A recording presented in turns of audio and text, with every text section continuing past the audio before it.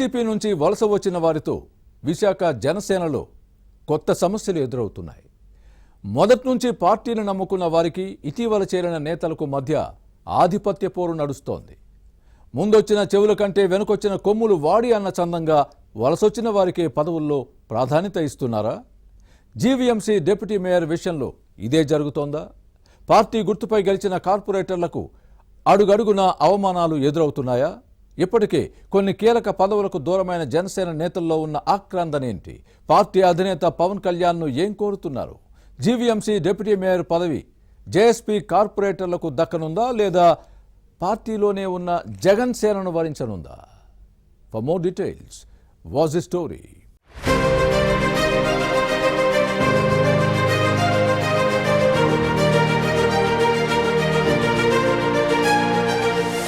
YCP నుంచి జనసేనలోకి వలస వచ్చిన కార్పొరేటర్లు నేతలతో విశాఖలో కొత్త సమస్యలు ఎదురవుతున్నాయి. పదవుల విషయంలో పొరపచ్చాలు వస్తున్నాయి.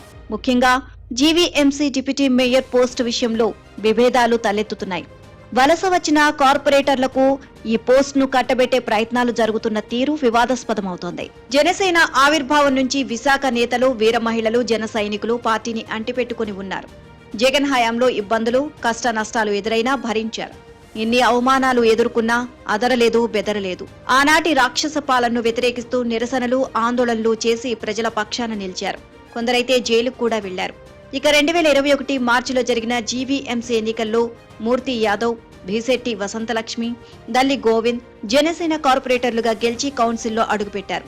భీశెట్టి వసంతలక్ష్మి ఫ్లోర్ లీడర్ గా ఉన్నారు. గత సార్వత్రిక ఎన్నికల ముందు కూటమి అధికారంలోకి వచ్చిన తరువాత కొందరు ఫ్యాన్ పార్టీ నేతలు, కార్పొరేటర్లు కూటమి పార్టీలో చేరారు. వైసీపీ నుంచి 9 మంది, 2 ఇండిపెండెంట్లు జాయిన్ అవడంతో జనసేన కార్పొరేటర్ల సంఖ్య 14కు చేరింది. దీంతో జీవీఎంసీలో జీఎస్పీ బలం పెరిగింది.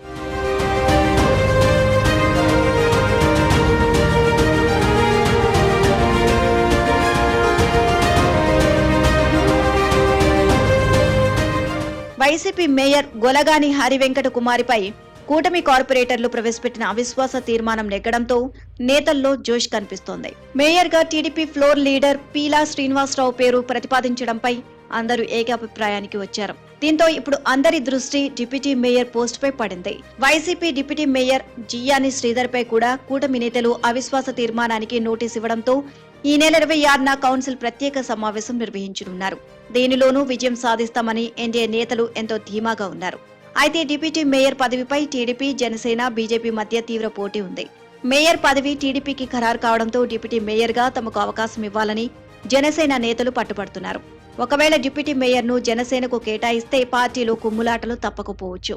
గ్లాస్ గుర్తుపై గెలిచింది ముగ్గురే, మిగిలిన వారు వలస నేతలు. వైసీపీ నుంచి వచ్చిన కార్పొరేటర్లు 9 మంది ఉండడంతో జనసేనలో జగన్ సేన నేతల హవానే నడుస్తోంది.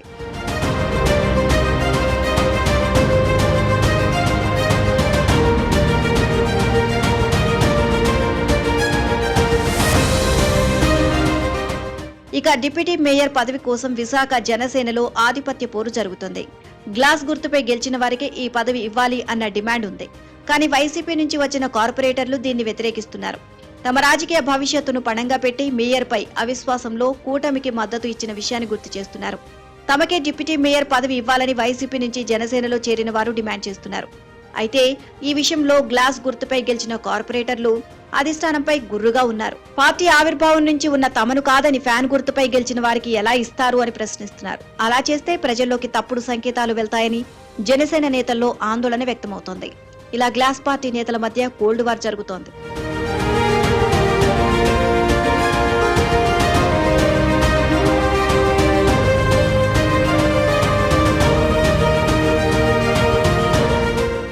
ఎన్నికల ముందు, ఆ తర్వాత వైసీపీ నుంచి వచ్చిన నేతలకే జనసేనలో ప్రాధాన్యత, గుర్తింపు ఇస్తున్నారని పార్టీ హైకమాండ్ పై ఆగ్రహంగా ఉన్నారు.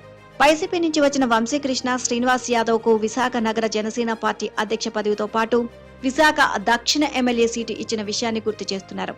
అలాగే ఫ్యాన్ పార్టీ నుంచి వచ్చిన పంచకర్ల రమేష్ కు ఉమ్మడి విశాఖ రూరల్ జిల్లా జనసేన అధ్యక్ష పదవి ఇచ్చి పెందుర్తి శాసనసభ్యుడిగా గెలిపించుకున్న విషయాన్ని ప్రస్తావిస్తున్నారు. వైసీపీ నుంచి వచ్చిన నేతలకు జనసేనలో 2 పదవులు లభిస్తున్నాయన్నమాట. ఇలా లెక్కలు వేస్తూ ఈసారి తమకు అవకాశం కావాలని కోరుకుంటున్నారు జన సైనికులు. మరి జీవీఎంసీ డిప్యూటీ మేయర్ విషయంలో ఏం జరుగుతుందో చూడాలి.